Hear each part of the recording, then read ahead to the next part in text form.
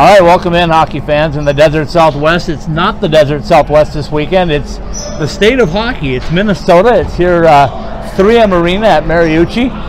I'm sitting in today with my good friend Jess Myers from Rink Live and Forum News here in Minnesota. Welcome back to Minnesota, Scott. Welcome to Minnesota. Well, what in the heck did you do to me? It's snowing out here. I had to fly a red eye. I saw the Sun Devils play in December. I talked to you there down in Tempe, and guys were out wearing shorts in the parking lot and playing cornhole and stuff like that before the game.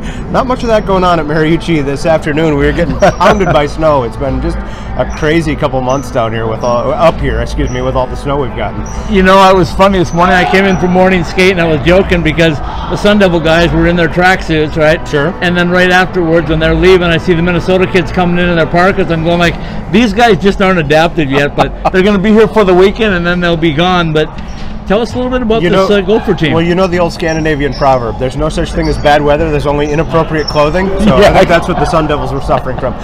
This Gopher team has been interesting. You know, it's... you could kind of say they've never really kind of taken off. You know, they've had some spurts this year where they played pretty well, especially on the road, surprisingly enough. You know, they go to Michigan and they win and tie, which is, Yost Arena is a tough place to play.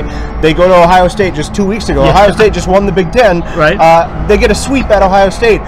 They go to Notre Dame in January. They get a sweep there.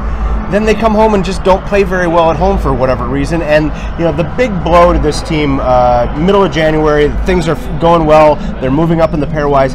They go to Michigan State and they lose 2 there. And that was really tough for them. That really hurt, not only in the standings and the pairwise and all that, but it really kind of bruised their egos for a while. You could tell they took a while to recover from that one. You know, in Arizona, we've been talking about the big ice sheet and the guys playing on there, and our speedy forwards looking forward to getting out here, and our defensemen trying to adjust to it, and the goaltender Joey DeCord loves it because he loves to play the puck. And we're going to see a lot of Joey this weekend, I think, moving it.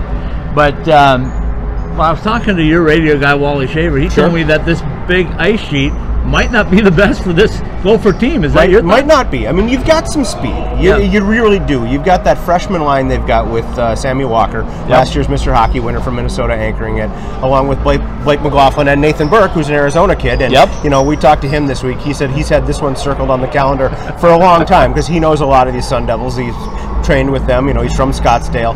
This is a big deal for him. So they've got some of that speed. The Gophers' weakness all year has been defense. Right. Not only in terms of keeping pucks away from their own goalies. 40 shots on goal are pretty common for Matt Robson and Eric Shearhorn. But the other part of that is they don't have that puck-moving, you know, Scott Perunovich type defenseman that can make such a difference. And this is coming from the University of Minnesota. This is the school that gave us Keith Ballard and Jordan Leopold and Paul Martin and all these fantastic puck-moving defensemen. Just don't have that this year. So having those extra 15 feet of blue line to cover has really been a weakness at some points for this team because teams are getting an easier route to the net. And for people down the Desert Southwest that may not know, Bob Motzko in his first year here came from a very successful program at St. Cloud State. He's now starting to get his guys into his system, it looks like. Is that part of the reason why they're seeing success now? I think so. And I mean, you know, everything was new in November and December. You know, guys were getting used to Bob's system. Bob was getting used to them, kind of figuring out what he had there. Here's what he's got. He's got 2 really good lines. I mean, 2 really solid, first line and that freshman line that I talked about. He's had great goaltending all year. We talked a little bit about the defense. That's been kind of the weak spot. But the one immediate Bob Motzko effect that we can see, if you watch his St. Cloud State teams, their power play was spectacular. I mean, just a delight to watch. I always said I loved anytime St. Cloud State played at XL Energy Center or one of those rinks with a press box that's way high up so you get almost the bird's eye view, because watching that power play set things up was just a joy to watch tactically, the way they would always seem to find that guy wide open on the back door for just a tap-in goal. We haven't seen quite that yet, but the Gophers have had the best special teams in the Big Ten. Best penalty kill, best power play. So I think that's an immediate Bob Motzko, Garrett Raboyne effect that they're taking over this team and kind of instituting their things with it. Should be exciting tonight because ASU's got a very good penalty kill. Yes. And unfortunately, they go to the box way too many times. I think the problem right now for them is, I don't know if you saw much about the AIC series, but in that second game, they had a 2-0 lead, probably played their best first period, maybe their best period all season. Yep. Had everything in control. Coach Powers told me he thought they could have scored 5 that first period and only got 2. But the second period, they got a a little penalty box happy. They went 13 straight minutes on the penalty kill, and you know that's not good for any team. You know, that kills you not only because you're constantly down a man, but you've got to keep running the same guys out there. You've got to, you know, you tire out your penalty killers and all of that stuff. So yeah, that just kills a team. That was the Gophers' problem the first month of the season, probably just way too many guys in the penalty box. Motzko joked, you know, our penalty kill is the best in the Big Ten because we've had so much practice on it. You know? Right. And they've played, I want to say, smarter hockey more recently. Now, with that caveat, they went to Penn State a couple weeks ago, and it was just a disaster. I mean, and you know, if you've been in Penn State's building, it's one of those intimate 6,000 seat places. Right. They've got fans, you know, the students on one end, and it's real steep, and they're right on top of the opposing goalie. And if things start to go bad there early, they can go real bad there. And that's what happened Friday night. You know, they lose 7-2 or something like that. Game just got out of hand. Saturday night at Penn State, Gophers are playing the prototypical good road game. You know, they're tight checking, they're playing smart. They got a 2-1 lead in the second period, and all of a sudden, 5-minute major, couple minor penalties. You're killing penalties for the next 10 minutes. You look up and it's 5-2 Penn State or something like that, and it just that just kills you. And as a coach, when you see those kind of undisciplined penalties, that just drives you crazy. Well, Arizona State's got a Minnesota tie in, Demetrius Kumanzis, who I talked to earlier this week. He's excited about coming back here. Demetrius really came into his own over the last probably 2 series. Up at RIT was very good at AIC, and I know he's thrilled to be back here at Mariucci, where just a little over a year ago he was playing for Edina, trying to get a trip to the state tournament, which he did. So he's excited about being here. What's the scuttlebutt about Demetrius coming back? You know, that's one of those fun things that you see, not only with Arizona State, obviously, but seemingly every team that comes in here has got a Minnesota kid or two who, for them, this is the Super Bowl. Coming back, playing in front of the home fans, playing at Mariucci, you know, with the Gophers, you know, all of that. And, you know, let's be honest, in some cases there are kids who feel, hey, I should have been recruited here. I should be on this team. I've got something to prove. I don't know if that's, the case for him. The other one we already talked about, Joey Decord. Everybody's excited to see him. And you talked about his propensity to play the puck.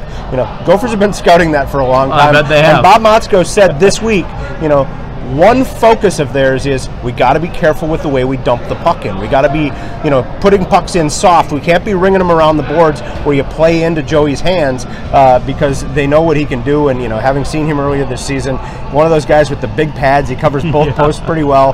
I saw a buddy of mine who's a scout for the Ottawa Senators here a couple nights ago watching high school hockey, and he said, oh yeah, Joey's coming to town. He's one of our guys. I mean, there's already some buzz in Ottawa about getting him in that system. And let's face it, Ottawa needs just about everything right now. But he could be a nice addition.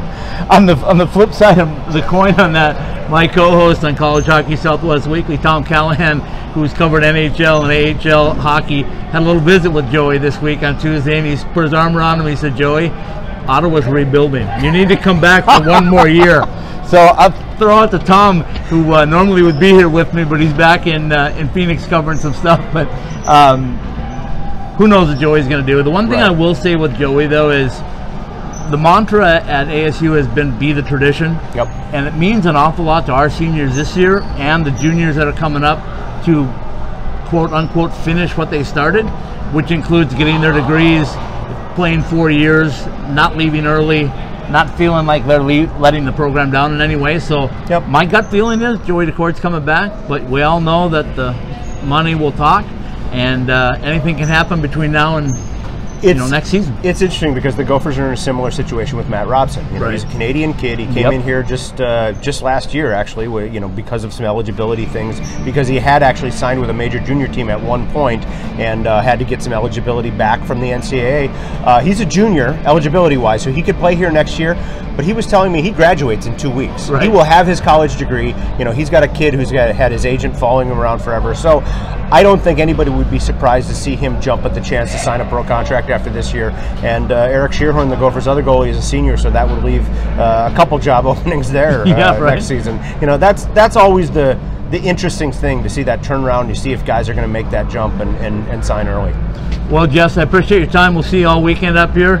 Always great hospitality in Minnesota. I had a really good time all day today when I've been hanging around here. And just, you walk around this building, you see everything on the wall. You see the Rozos, you see the Warroads, you see a little bit of everything here. So it's truly the state of hockey. And glad to be up here. Glad to be visiting with you. Hey, we're glad to have the Sun Devils here. You know, I went to my first club game at Tucson Convention Center in about 1990. Saw about 5,000 drunk Arizona fans. I thought, man, if they could ever do hockey for real down here, it could be something. Well, now it is, and it's great to have the Sun Devils playing at this level and have them here. Let me put this closing statement out. He said he saw it in 1990, which means he was a 5-year-old, folks, when he was down there. Yeah, for that. Exactly. Maybe a junior in college, but whatever.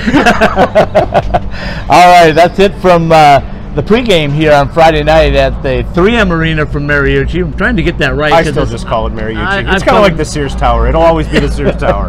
Exactly, but whatever. The venue's beautiful. We're looking forward to it. It's going to be a great weekend of hockey. Stay tuned.